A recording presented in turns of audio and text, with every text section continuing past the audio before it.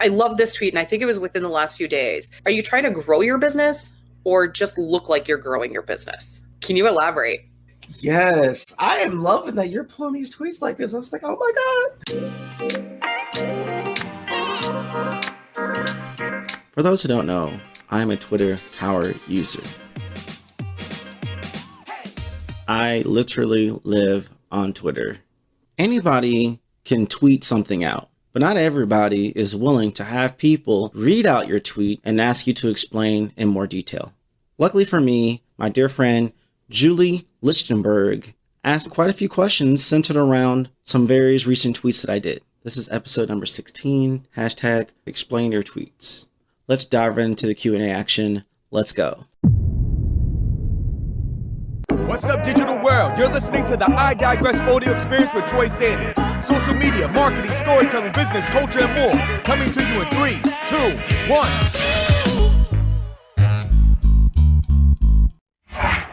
You and I have been following each other on Twitter for quite some time. Oh, your content is just amazing. For those of you who follow Troy, you already know he is absolutely a Twitter power user. And I wanted to touch really, Troy, on some of the tweets that you've had. You've had some really good points in a lot of your tweets, specifically about growing your community. The first one that I wanted to get into and just kind of let you go, and I'm quoting, "Too many focus on follower count, engagement numbers, views, likes, and shares. If you want community, it has to be natural. But how do you respond to people who just demand that data? No, we have to get X amount of likes before this can happen." The context is not saying that data isn't valuable. It is. But we need to think of it as a benchmark toward our goal versus it being the goal itself. Sort of like you're courting, you're in a relationship. The goal, presumably, is to marry your partner, whoever you are, with that individual. And so the benchmarks may be, hey, we're doing a certain number of dates. We get to eventually meet the family. You know, we talk about the future. Maybe we move in together. All these different things. The initial goal isn't just to meet the parents or to, have a dog and have an apartment together. The goal is to become one and grow this relationship. In the same way, in the context, that's the whole point of the community aspect. Data is necessary. We need that for benchmarks, but we tend to make that the focus point. If my following dropped by, I think when I'm at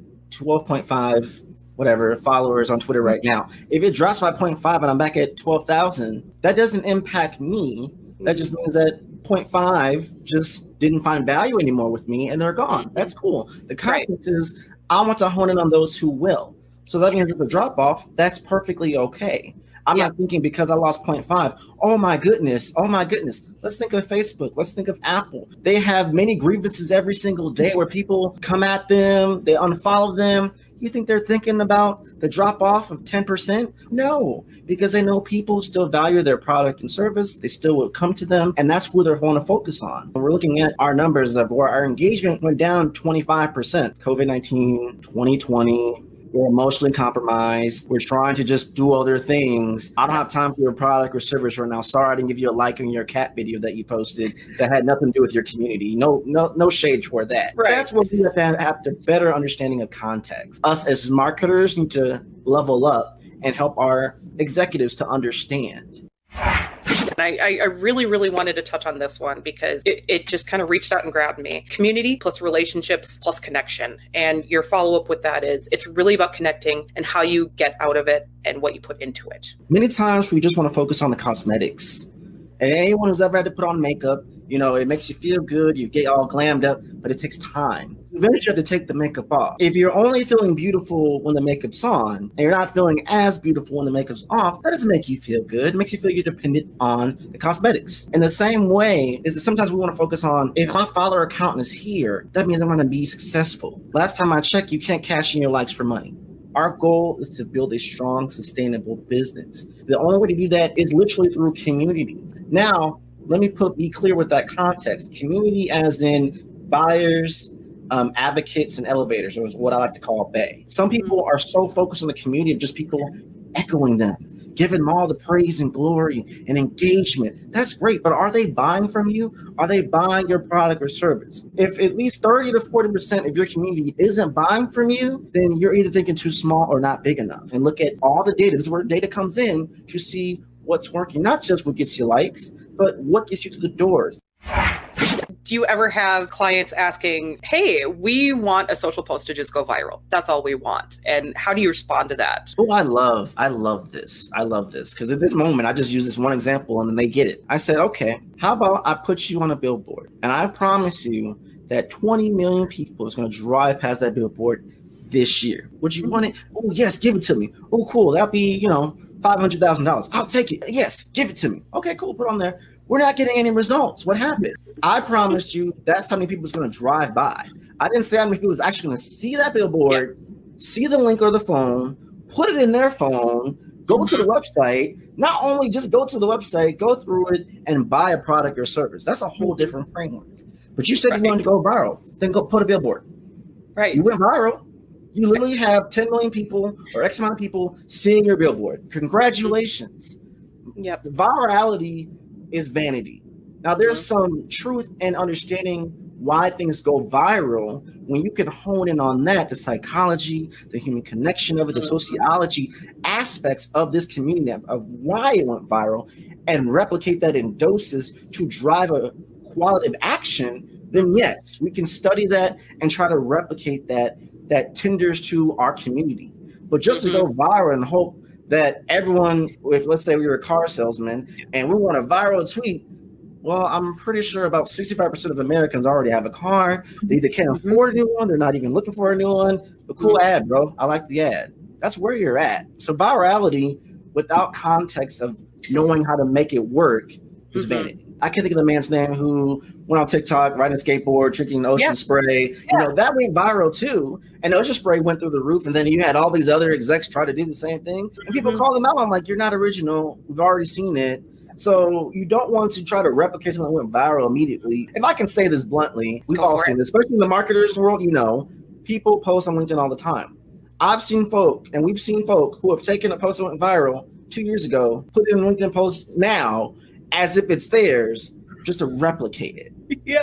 Just so they can feel like they're flexing on LinkedIn. And then I go to ask them, hey, you're making all this engagement, but you're probably not getting the same results, are you? Because that was a one-time thing. You can't just take one thing and just say it's going to work. If you don't have the right mindset and the right people behind you, you can't replicate goodness. So I always say all the time, Troy, you're sharing so much value on Twitter. They can't replicate me. But also, if what I sow can help and empower someone else to modify it to make it better for them, that's great. That's the goal. I love this tweet, and I think it was within the last few days. Are you trying to grow your business or just look like you're growing your business? Can you elaborate? Yes, I am loving that you're pulling these tweets like this. I was like, oh my God. You as a business, are you just trying to look like you're somebody, or are you trying to be about your somebody? Because if you're just trying to look like somebody, I know at least 10,000 accounts you can go buy and add it to your account. And you can say, hey, I'm at 20,000 K. I'm at over 10,000 K on Instagram. So now I can get the swipe up feature. I've had folks who think if they get that swipe up feature, that means they're going to get more business.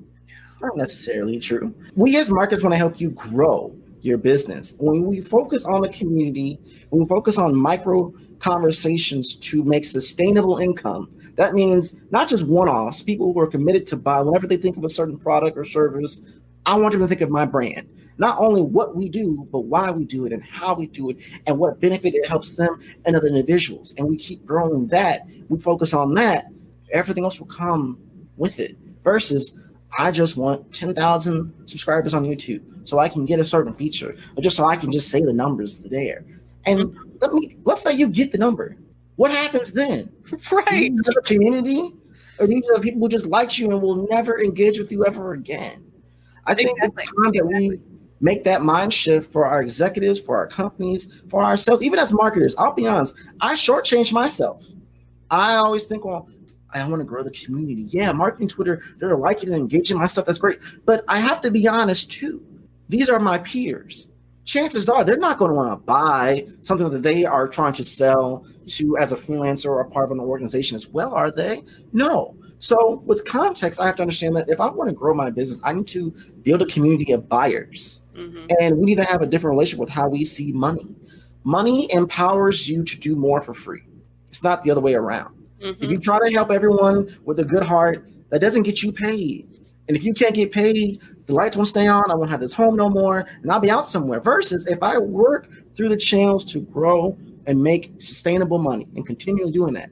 I now have more freedom to give back, to provide software for free, or SMB organizations all the time, or whatever your goal may be. And I think that's the shift a lot of marketers need to have is, stand your ground, know your worth, charge what you're worth, versus trying to take anything that you need. When we say quantity versus quality, would you rather have one $100 bill or 100 $1 bills? You can lose them. It can get wrinkled. It can get kind of hard. You might not be able to count them all. I'd rather have a $100 bill. I'd rather have 20 $100 bills. That's higher quality. So yes, I get it. Times are hard right now as marketers. Desperation is real. You are not the only one who feels like that. We are all like, I need more money. I need sustainability. Rent is due. I'm not playing around. But at the same time, we have to know, okay, I can only take so many clients. So that means I have to raise my prices and continually raise them and modify to make sure that I'm not overwhelmed. I'm not overworked. These are the conversations I think has been kind of in everyone's mind, but no one's really been vulnerable enough to just speak the truth and say, hey, I'm broke. I'm an entrepreneur. I look like I'm somebody. Maybe you got a blue check mark, all this stuff. I'm broke. I need money. I need help. I think if we just all did that, we probably can help each other grow. Exactly. I've been told my open and transparent and simplistic approach wouldn't measure up to the old ways. Be yourself and disrupt the market. And again, I just want to kind of give you the floor to expand on that. Having been in the industry for a good minute, about 10 plus years, work with various corporations, different industry sectors, you name it. I know I'm only 20, but I guarantee you I've been a part of everything. And I realize a lot of it's just because someone did it first doesn't mean it's relevant now. Right. Just because it's what made you rich then doesn't mean it's going to work now. Or because someone you've idolized for years on stage who gave you this one-liner that like, I'm going to be a marketer, I'm going to be an entrepreneur, and you held on to this person, the identity of this person, and you just followed their books and their steps, not trying to put it in shape, but you followed them and then didn't work for you. What happened? I think many times we can just create our own thing that works for us. You're literally disrupting the market because you're not doing what everyone else says. If Gary Vee says do this and you're an entrepreneur, you're like, oh, I'm doing what Gary Vee says. Doesn't mean you're gonna get the exact same result that he is, or maybe his top 50 folk who are doing it. We have to simplify, and simplifying things actually provides you more clarity versus trying to make things more complex. When I can explain what I do and I have a system that helps me do it, and it's very clear, it's very obvious what's going on, I'm going to be able to produce continual, amazing results. Do not associate simplicity with just not being able to be powerful. That's not the case. Simple is better. Simple is, and you know why I learned that from Twitter. When everyone's trying to explain all they're doing on LinkedIn posts and Facebook, and you have all these characters, 13 characters to go at it. Twitter, you get 280. And I come from a time where we didn't have that. This is forcing you to get to the point, make it clear and simple as possible.